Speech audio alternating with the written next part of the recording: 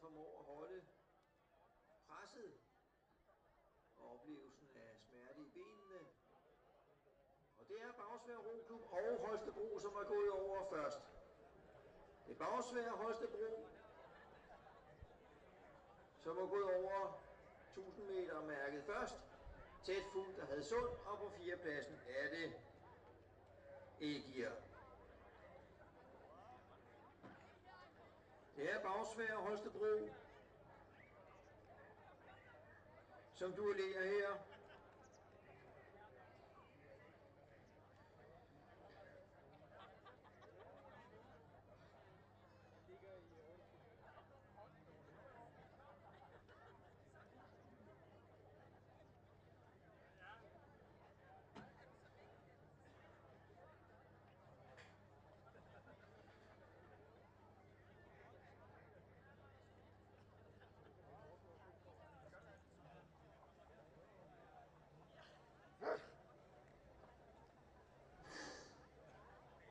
Der er ingen tvivl om, at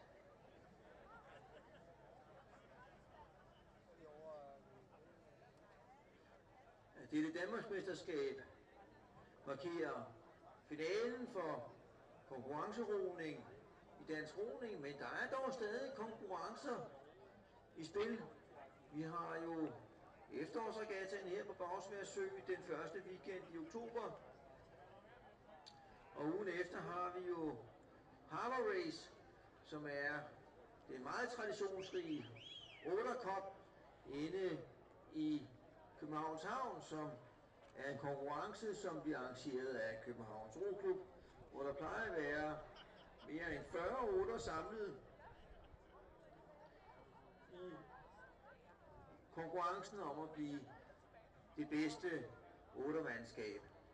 Og her nærmer opløbet sig i løb 132, og det er Holstebro Roklub, som har trukket sig fri af Bagsværd. Stillingen har skiftet, og det er nu Holstebro, som nærmer sig opløbet. Holstebro ved Andreas Borg Christensen og Simon Madsen. Holstebro Roklub, som ellers har gjort sig gældende i enårsbådene, men der er skiftet fokus, som nu markerer sig i dobbeltskytteren, og det er Holstebro Klub, der fører. Det er Holstebro Klub, som er gået først ind på de sidste 250 meter, og de er inde i de røde bøjer, hvor nu Bagsværd Roklub går ind.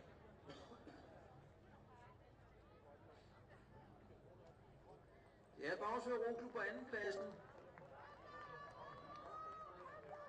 Og også spørgsmålet om, kan Holstebro holde den? Det er der vist ikke tvivl om. Bagsværd synes lige så sikker på andenpladsen, og så har vi Hadsund på en 3. plads med Ægir på 4. pladsen.